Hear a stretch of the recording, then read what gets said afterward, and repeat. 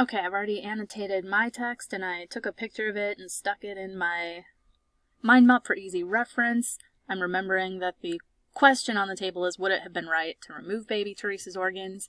And we've got another basic argument for answering this question.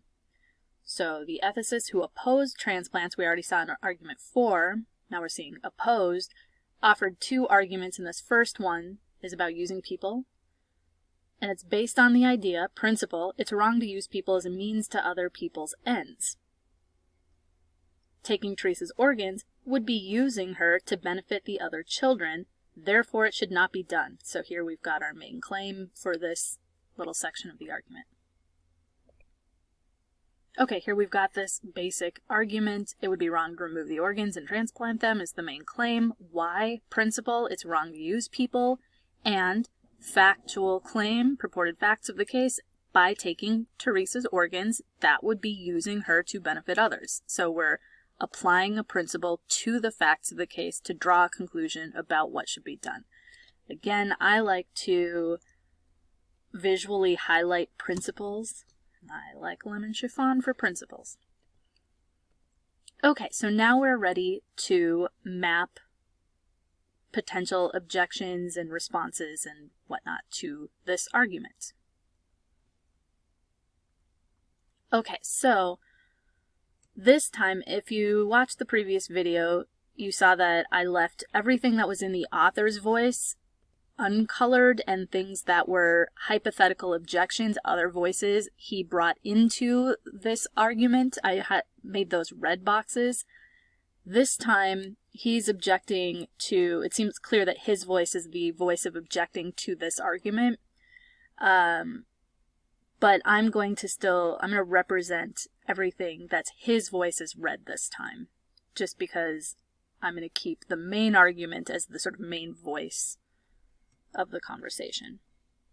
Because that's how he set it up in the text, and it'll just be easier to follow that way. Okay, so let's consider this objection that Rachel's is raising. Is this a sound argument? The idea that we should not use people is obviously appealing. He's talking about this principle, right? This sounds like an appealing principle. But this is a vague notion. So what's the objection here? And should we put, this is appealing? It would be fine if you did, but I'm going to leave it out, in part because that's being discounted. It's not really part of his argument. He's going to go on and say, this is vague, or specifically what it means to use a person, or what makes it wrong to use a person is vague. Okay, so I'm going to take this out because it's not really doing any work. It's not like he's going to object to it or whatever. This is more expository than anything. So I'm just going to leave, there's a problem with this, it's vague. You might spell this out better than he does here, given what you've gone on to read. It's vague what it means to use a person or what the wrong involved in using a person is. And that's what ends up getting clarified here. Now, one thing I definitely recommend doing for extended passages and definitely for papers, like whole papers where you're reading an argument that takes place over many pages, is don't try to map sentence by sentence as you're reading, where your goal is to get every single statement and bit of reasoning into the map. Instead, you're trying to capture the major structure of the argument, and this will just get you lost in the details and might actually undermine our understanding of the argument. So what I did is I read through it. Okay, I know that we're objecting to this principle and that there's something wrong with it. It's vague. It's not precise enough. We're not objecting to whether or not taking her organs would benefit other children, but we might be objecting to, well, using her in what way, right? So this is the thing that's in question. It would be using her in a problematic way. But in order to spell that out, let's just sort of go through the argument and figure out what the overarching point is and the structure of the reasoning here. Okay, so what exactly does it mean? Using people typically involves violating their autonomy. And it does this through manipulation, trickery, or deceit. Here are examples that illustrate what this claim means. Okay? And here appears to be the main point here. This explains why using people is wrong. What makes using people wrong, we're talking about this principle, it is wrong to use people. But what makes that wrong is the wrong of deceiving, tricking, and coercing. You can't deceive, trick, and coerce people in order to serve your own needs at their expense or something like that. And, so that seems to be an important point. Let's just put it in a box. Okay, so I've got this little bit highlighted here. What makes it wrong is the deceit, trickery, and coercion. And notice there's a because here. Using people is wrong because I could have, you might think, put using people is wrong, justification, it involves deception, trickery, and coercion. But here the word because isn't being used as a justification indicator word. It's being used as a sort of explanation or causation indicator word. What makes using people wrong is this. And notice that I can reword it without any reason indicator words and it totally makes sense. What makes using people wrong is that it involves this. So this is just a claim about what makes using people wrong, not a justification for the claim that in fact using people is wrong. Okay. So I'm going to highlight this because I know it's going to go somewhere. It seems important. And I noticed as I started to read the next paragraph that taking Teresa's organs wouldn't involve these things. And that just sounded immediate to me like a co-premise. So I'm going to grab that too. Okay, these seem like two claims that are going to go together, but I'm still not really worrying. I want to get the big picture and I'm just sort of highlighting things. If I didn't have this mapping software open, I'd just put a star here or something and write premise, because they seem just to be obvious ones or big ones. Okay, so question. Would it be using her in any other morally significant sense? And we've said, here's this moral claim about using people that we've claimed to be vague, and we've provided one more specific sense, using people by tricking, deceiving, or coercing them. Is there another morally significant way to make this more precise? We would, of course, be making use of her organs for someone else's benefit. But is that morally significant? Is that a significant way of using somebody? And the claim is, but we do that every time we perform a transplant. So every time we take someone's organs, we are using something from somebody in order to benefit other people. But is that problematic? It doesn't seem like the mere using of someone's organs is in itself like inherently problematic. So what is it about the using that we're still trying to narrow in on this? So in this case, though, not general transplants. In this baby Teresa case, however, we'd be doing it without her permission. Maybe that's the difference, right? So when you donate an extra kidney because you want to help your cousin and you've signed the consent form, that's different from baby Teresa who has not given her permission, all right? So is that wrong when you use somebody without their consent? Right? And maybe that's kind of like coercion, trickery, or deception, but not quite. Is it wrong to use somebody if you don't have their consent in it?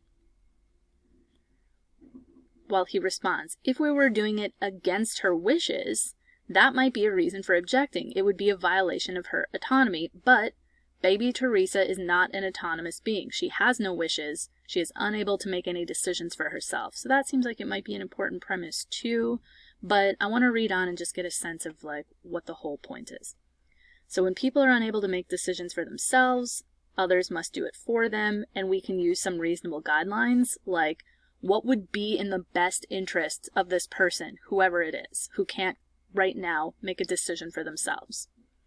And if we apply this to baby Teresa, it seems like there's no objection for, as argued above, her interests aren't really affected one way or another because she can't have more than mere biological existence, and the assumption seems to be no one has an interest in mere biological existence. You have an interest in having a quality life. However, whatever you want to say about the quality, as long as there's some quality that involves relationships, experiences, whatever. Okay, the second guideline appeals to the person's own preferences. We could say, well, what if she could say what she wanted, what would this person say, like when somebody's in a coma? But that doesn't apply to baby Teresa either. So there really isn't anything other than us doing what we think is best, and that's the end of this section of the argument. So how do we map this? We know we have a problem with this principle being vague, that we've got this claim seemed significant. So what I did was I kind of just set aside the argument for a second and summarized what I thought to be the progression of ideas, the main point here. And I said, this claim that it's wrong to use people is vague, which means we need to make it more precise and see if it applies to baby Teresa's case. And here's how I summarized all the other stuff here. More precise claims about how we should treat people don't apply to baby Teresa. They don't support the claim that it would be wrong to take and use her organs to help others. So I'm going to just kind of take this more general claim and map that. Okay, so here's how I ultimately decided to capture this. Claim this is vague, and an attempt to make it more precise wouldn't apply to baby Teresa. Why think that? Well, here's a plausible, more precise principle. It's wrong to deceive, trick, and or coerce people into serving other people's ends. So by use, I just replaced, I didn't word it exactly the same, but I think I captured the most important part, is that what makes using wrong is these three things. So the new principle would be, it's wrong to deceive, trick, and or coerce people into serving other people's ends. But taking Teresa's organs wouldn't involve this.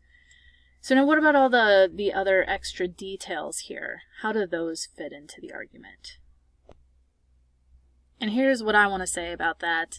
I want to say that it's hard to map the style of reasoning here because it kind of asks us to imagine, okay, let's say we replaced this, right? So this doesn't apply to Teresa. So if we replaced that, the claim would be, well, the fact that taking Teresa's organs would be using her no longer is a good co-premise with this principle. So what do the other ones do? Is there some other principle that we should use such that taking Teresa's organs would be wrongly using her to benefit other children? It would be, so if I were to, forget the map right now, but if I were just to put in, would it be a case of wrongly using her? You might say, yes, you're taking organs without her consent, to which you could respond, but she can't consent.